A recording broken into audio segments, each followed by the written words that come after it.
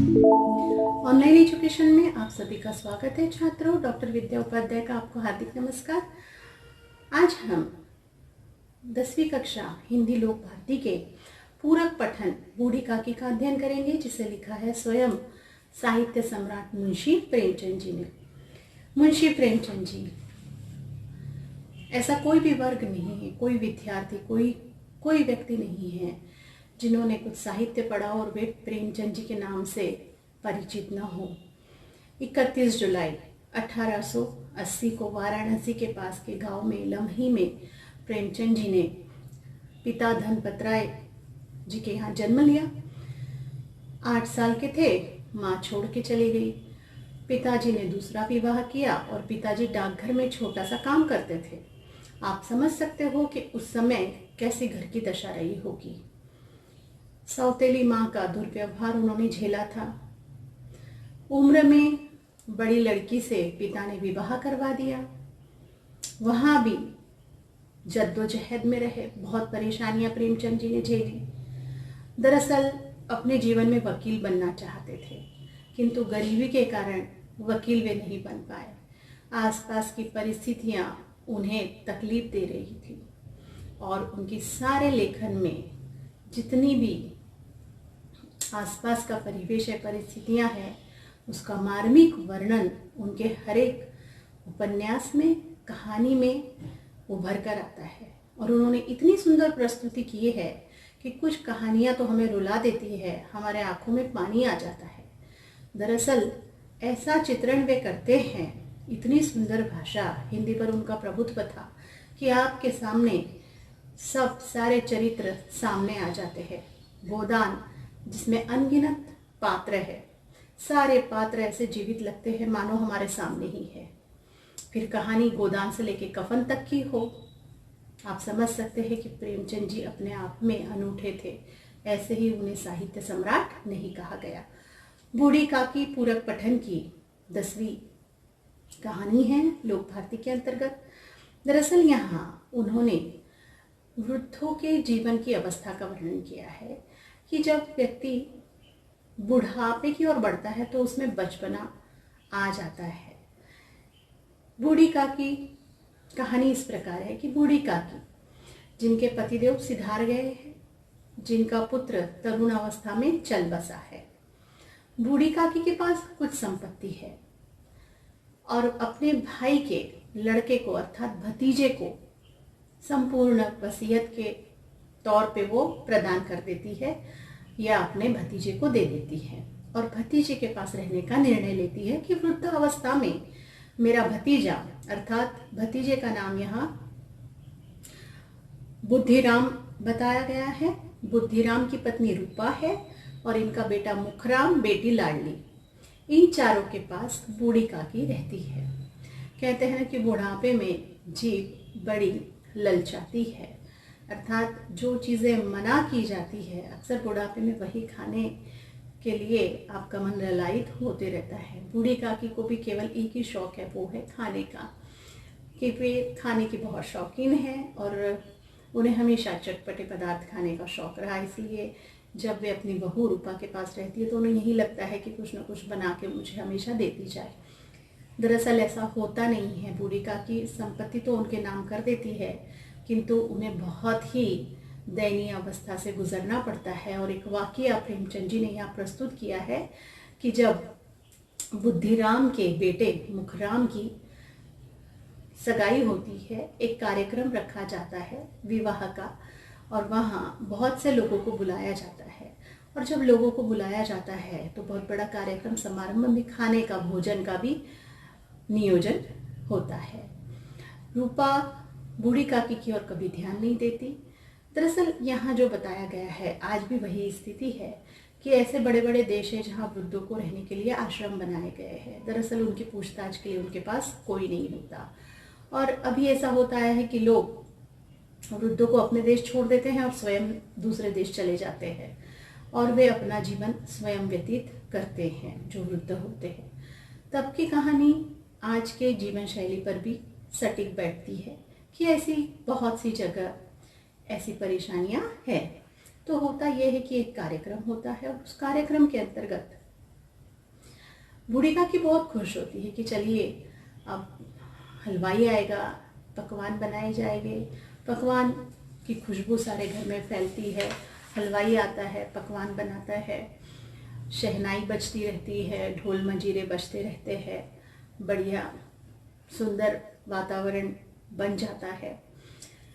और मुखराम जो है बुद्धिराम का बेटा, उसके सर पर तिलक है, वह भी शेरवानी पहनकर इधर से उधर इठलाता हुआ घूमते रहता है।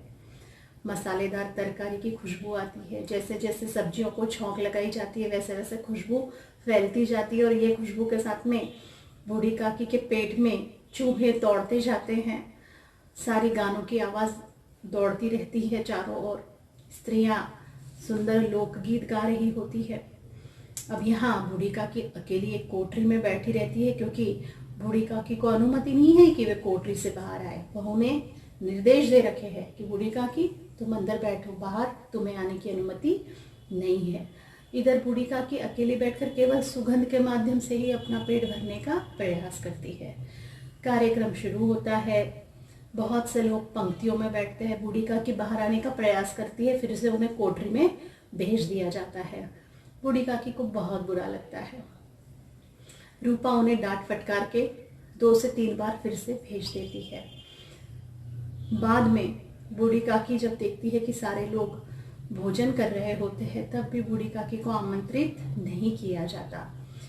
बूढ़ी काकी को अगर घर में कोई चाहता है तो वो है जो बुद्धिराम और रूपा है, उनकी छोटी बेटी लाडली।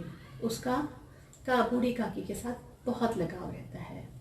हमेशा आपने देखा होगा छोटे बच्चे और बुजुर्गों का एक बॉन्ड होता है और उन्हें बहुत लगाव होता है और आत्मीयता रहती है और रहनी भी चाहिए। ऐसे ही यहाँ प्रेमचंद जी ने कहा है कि लाडली को अपनी बूढ़ी काकी से बहुत लगाव रहता है और वह अपने खाने में से अपनी काकी के लिए कुछ पूरियां निकाल कर रख देती है। और जब सब चले जाते हैं, लाडली की माँ रूपा सो जाती है, बूढ़ी काकी कोठरी में बैठी रहती है। तब चुपचाप अपनी पिटारी भर के लाडली अपनी दादी के लिए रोटियां ले जाती है। बूढ़ी काकी की आंखें नम हो जाती है। 4-5 पूड़ियाँ खाकर बूढ़ी काकी का पेट नहीं भरता है। कहाँ से भरे भला, क्योंकि बूढ़ी काकी तो सुबह से इंतज़ार करती रहती है कि मेरे लिए जलेबी आएगी, गरम गरम पूड़ियाँ आएगी, अलग अलग प्रकार के पकवान आएंगे और सारी चीज़ें मुझे खाने मिलेगी। बूढ़ी काकी का मन नहीं भरता, ना ही पेट। लाडली से बूढ़ी काकी कहती है, बेटा मुझे वहाँ लेकर चलो जहाँ सब लोगों ने भोजन किया था। बूढ़ी काकी को वहाँ लाडली बिटिया लेकर जाती है। रूपा खाट पे सो जाती है और उसकी आंख लग जाती है। इधर बूढ़ी काकी को लाडली लेकर जाती है, किंतु रूपा की आंख खुलती है कि छोटी लाडली कहाँ गई। और जब वह देखती है कि लाडली बूढ़ी काकी का हाथ पकड़कर झूठे पत्तलों की ओर बढ़ रही है और वहाँ काकी बैठकर झूठे पत्तलों का भोजन कर रही होती है, तब रूपा को ग्लानि महसूस होती है कि जिसकी संपत्ति पर हम दाना पानी खा रहे हैं वही आज झूठा पत्तल चाट रही है। इससे बड़ा अपराध बोध उसके मन में और कब आए। बहुत ग्लानि और पीड़ा उसे मन में होती है। मन महसूस कर रह जाती है और उसे अपने करनी पर पश्चाताप होता है कि इस बुजुर्ग को मेरे कारण ये पत्तलों को चाटना पड़ रहा है। और बहुत ज़्यादा तकलीफ से वह गुजरती है। बाद में रूपा सोचती है कि मैं कितनी निर्दयी हूँ। हे दयामय भगवान, मुझसे बड़ी भारी चूक हुई है, मुझे क्षमा करो।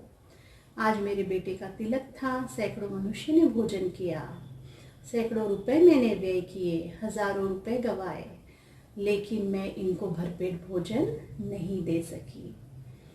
रूपा ने दिया जलाया। रूपा को एहसास होता है, पश्चाताप की अग्नि में रूपा जलती है। रूपा दिया जलाती है, बूढ़ी काकी का हाथ पकड़कर ले जाती है और कहती है कि काकी आप भोजन कर लो, मुझसे बड़ी भूल हुई है, उसका बुरा ना मानना और परमात्मा को कहिए कि वे मुझे क्षमा करे। और बूढ़ी काकी क्षमा कर देती है, एक शब्द भी नहीं कहती।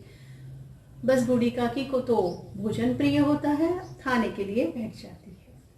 कहानी मार्मिक है, कहानी बहुत सुंदर है, संदेशा देने वाली है कि हमें इस प्रकार का बर्ताव नहीं करना चाहिए, अर्थात सबकी भावनाओं को समझकर चलना चाहिए। और पश्चाताप भी अंत में उन्होंने बताया है कि पश्चाताप आपको होना ही चाहिए आपकी गलती का।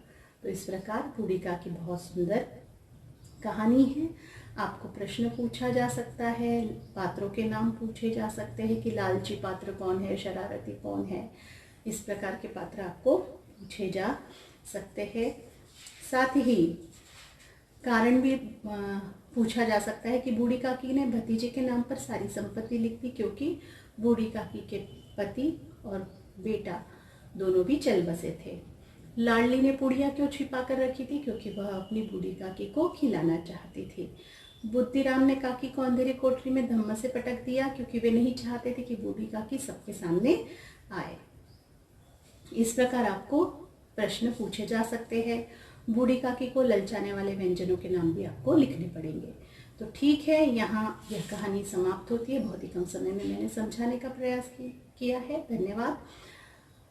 आपको कुछ पूछना हो तो कमेंट बॉक्स में आकर पूछिए। साथ ही सब्सक्राइब कीजिए, वीडियो को ज़रूर शेयर कीजिए। धन्यवाद।